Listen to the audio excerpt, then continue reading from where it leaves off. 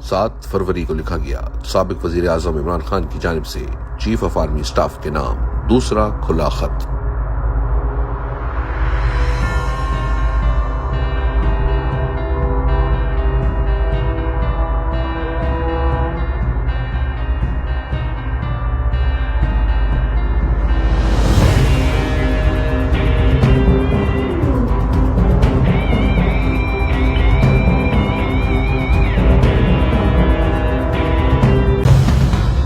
میں نے ملک و قوم کی بہتری کی خاطر نیک نیتی سے آرمی چیف کے نام کھلا خط لکھا تاکہ فوج اور عوام کے درمیان دن بدن بڑھتی ہوئی خلیج کو کم کیا جا سکے، مگر اس کا جواب انتہائی غیر سنجیدگی اور غیر ذمہ داری سے دیا گیا۔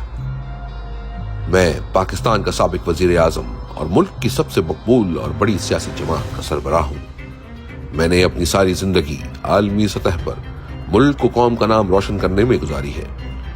1970 سے اب تک میری 55 سال کی پبلک لائف اور 30 سال کی کمائی سب کے سامنے ہے۔ میرا جینا مرنا صرف اور صرف پاکستان میں ہے۔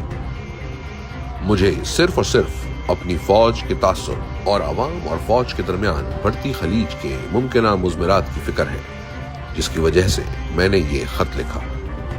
میں نے جن 6 نکات کی نشاندہی کی ہے، ان پر اگر عوامی رائے لی جائے تو 90% عوام ان نکات کی حمایت کرے گی۔ ایجنسیز کے ذریعے پری پول دھاندلی اور الیکشن کے نتائج تبدیل کر کے اردلی حکومت قائم کرنا، عدلیہ پر قبضے کے لیے پارلیمنٹ سے گن پوائنٹ پر 26ویں آئینی ترمیم کروانا اور پاکٹ ججز بھرتی کرنا، ظلم و جبر کے خلاف اٹھنے والی آوازوں کو بند کرنے کے لیے پیکا جیسے کالے قانون کا اطلاق کرنا، سیاسی عدم استحکام اور جس کی لاٹھی اس کی بھینس کی ریت ڈال کر ملک کی معیشت کی تباہی، ملک کی سب سے بڑی سیاسی جماعت کو مسلسل ریاستی دہشت گردی کا نشانہ بنانا اور تمام ریاستی اداروں کا اپنے فرائض چھوڑ کر سیاسی انجینئرنگ اور سیاسی انتقام میں شامل کرنا، نہ صرف عوامی جذبات کو مجروح کر رہا ہے بلکہ عوام اور فوج میں خلیج کو بھی مسلسل بڑھا رہا ہے۔ فوج ملک کا ایک اہم ادارہ ہے، مگر اس میں بیٹھی چند کالی بھیڑیں پورے ادارے کا نقصان کر رہی ہیں۔ ایسا ہی ایک شخص اڈیالہ جیل میں بیٹھا کرنل بھی ہے، جو جیل کے اسٹاف کو کنٹرول کرتے ہوئے نہ صرف آئین، قانون اور جیل مینول کی دھجیاں بکھیر رہا ہے بلکہ انسانی حقوق بھی پامال کر رہا ہے۔ وہ عدالتی احکامات کو جوتے کی نوک پر رکھتے ہوئے ایسے عمل کرتا ہے جیسے قابض فوج کرتی ہے۔ پہلے اڈیالہ جیل کے فرض شناس سپر انٹینڈنٹ اکرم کو اغوا کیا گیا اور تشدد کا نشانہ بنایا گیا، کیونکہ وہ قانون کی پاسداری کرتا تھا اور جیل قوانین پر عمل درآمد کرتا تھا۔ اب بھی تمام عملے کو ڈرایا دھمکایا جا رہا ہے۔ بنیادی انسانی حقوق پامال کرتے ہوئے مجھ پر دباؤ بڑھانے کے لیے ایک کرنل کی ماتحت جیل انتظامیہ نے مجھ پر ہر ظلم کیا ہے۔ مجھے موت کی چکی میں رکھا گیا ہے، 20 دن تک مکمل لاک اپ میں رکھا گیا جہاں سورج کی روشنی تک نہیں پہنچتی تھی۔ 5 روز تک میرے سیل کی بجلی بند رکھی گئی اور میں مکمل اندھیرے میں رہا۔ میرا ورزش کرنے والا سامان اور ٹی وی تک لے لیا گیا اور مجھ تک اخبار بھی پہنچنے نہیں دیا گیا۔ جب چاہتے ہیں کتابیں تک روک لیتے ہیں۔ ان 20 دنوں کے علاوہ مجھے دوبارہ بھی 40 گھنٹے لاک اپ میں رکھا گیا۔ میرے بیٹوں سے پچھلے 6 ماہ میں صرف 3 مرتبہ میری بات کروائی گئی ہے۔ اس معاملے میں بھی عدالت کا حکم نہ مانتے ہوئے مجھے بچوں سے بات کرنے نہیں دی جاتی، جو میرا بنیادی اور قانونی حق ہے۔ میری جماعت کے افراد دور دراز علاقوں سے مجھ سے ملاقات کے لیے آتے ہیں، مگر ان کو بھی عدالتی آرڈرز کے باوجود ملاقات کی اجازت نہیں ملتی۔ پچھلے 6 ماہ میں گنتی کے چند افراد کو ہی مجھ سے ملوایا گیا ہے۔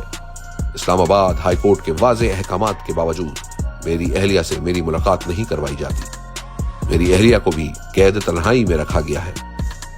گن پوائنٹ پر کروائی گئی 26ویں آئینی ترمیم کے ذریعے عدالتی نظام پر قبضے اور کورٹ پیکنگ کا مقصد انسانی حقوق کی پامالیوں اور انتخابی فراڈ کی پردہ پوشی اور میرے خلاف مقدمات میں من پسند فیصلوں کے لیے پاکٹ ججز بھرتی کرنا ہے، تاکہ عدلیہ میں کوئی شفاف فیصلے دینے والا نہ ہو۔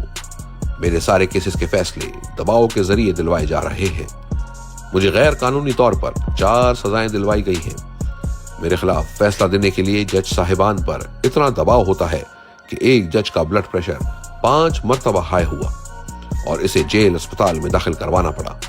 اس جج نے میرے وکیل کو بتایا کہ مجھے اور میری اہلیہ کو سزا دینے کے لیے اوپر سے شدید ترین دباؤ ہے۔ 9 مئی اور 26 نومبر کو ہمارے نہتے جمہوریت پسند کارکنان پر ظلم و تشدد کی انتہا کر دی گئی۔ پرامن شہریوں پر سیدھی گولیاں چلائی گئی۔ سیاسی انتقام کی آڑ میں 3 سال میں لاکھوں شہریوں کے گھروں پر چھاپے مارے گئے۔ ہمارے 20,000 سے زائد ورکرز اور سپورٹرز کو گرفتار کیا گیا اور سینکڑوں کو اغوا کر کے تشدد کا نشانہ بنایا گیا۔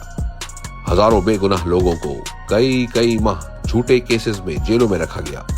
ایجنسیز کے دباؤ پر ہمارے 2,000 سے زائد ورکرز، سپورٹرز اور پارٹی لیڈرز کی ضمانت کی درخواستیں اب تک ہائی کورٹ کے ججز التوا میں رکھ کر بیٹھے ہوئے ہیں۔ جیسا سلوک پچھلے 3 سال میں ہماری خواتین کے ساتھ کیا گیا وہ انتہائی شرمناک اور افسوسناک ہے۔ پاکستان کی تاریخ میں کبھی سیاستدانوں کی گھریلو خواتین کو اس طرح نشانہ نہیں بنایا گیا۔ اس سے ظاہر ہوتا ہے کہ ہماری اخلاقیات کس قدر پستی پر ہیں۔ بزرگ خواتین اور جوان بچیوں کو جیلوں میں قید رکھا گیا۔ میری اہلیہ ڈاکٹر یاسمین راشد جو 75 سالہ کینسر کی مریضہ ہیں، میری دونوں بہنیں جن کی عمر 65 سال سے زائد ہے، سمیت سینکڑوں خواتین کو بے جا پابند سلاسل رکھا گیا ہے اور ان کی حیا کا تقدس پامال کیا گیا۔ نبی پاک صلی اللہ علیہ وآلہ وسلم کے دور میں عورتوں، بزرگوں اور بچوں کو تنگ نہیں کیا جاتا تھا۔ ہمارے دین کا حکم تو یہ ہے کہ جنگی حالات میں دشمن کی عورتوں اور بچوں سے بھی بدسلوکی نہ کی جائے، اور یہاں اپنی ہم وطن ماؤں، بہنوں، بیٹیوں کا لحاظ نہیں رکھا گیا۔ یہ سب ہماری روایات کے منافی ہے اور اس کی وجہ سے عوام میں فوج کے خلاف نفرت بہت بڑھ گئی ہے، جس کا سدباب بر وقت ہو جائے تو یہ فوج اور ملک دونوں کے حق میں بہتر ہے، ورنہ اس سبب سے ناقابل تلافی خسارہ اٹھانا پڑ سکتا ہے۔ پیکا جیسے کالے قانون کے ذریعے سوشل میڈیا اور انٹرنیٹ پر بھی قدغن لگا دی گئی ہے۔ اس سب کی وجہ سے پاکستان کا GSP پلس اسٹیٹس بھی خطرے میں ہے۔ انٹرنیٹ میں خلل کی وجہ سے ہماری IT انڈسٹری کو اربوں ڈالرز کا نقصان ہو چکا ہے اور نوجوانوں کا کیریئر تباہ ہو رہا ہے۔ چند افراد کی خواہشات پر عوامی مینڈیٹ کی توہین کر کے ایسے سیاسی عدم استحکام کی بنیاد رکھی گئی جس کی بدولت معیشت کا برا حال ہے اور سرمایہ کار اور ہنرمند افراد مجبور ہو گئے ہیں کہ پاکستان چھوڑ کر اپنے سرمایہ سمیت تیزی سے بیرون ملک منتقل ہو جائیں۔ معاشی عدم استحکام اپنی انتہا پر ہے، گروتھ ریٹ 0 ہے اور پاکستان میں سرمایہ کاری نہ ہونے کے برابر ہے۔ ملک میں غربت اور بے روزگاری عروج پر ہے۔ ہمارے فوجی پاکستان کے لیے قربانیاں دے رہے ہیں۔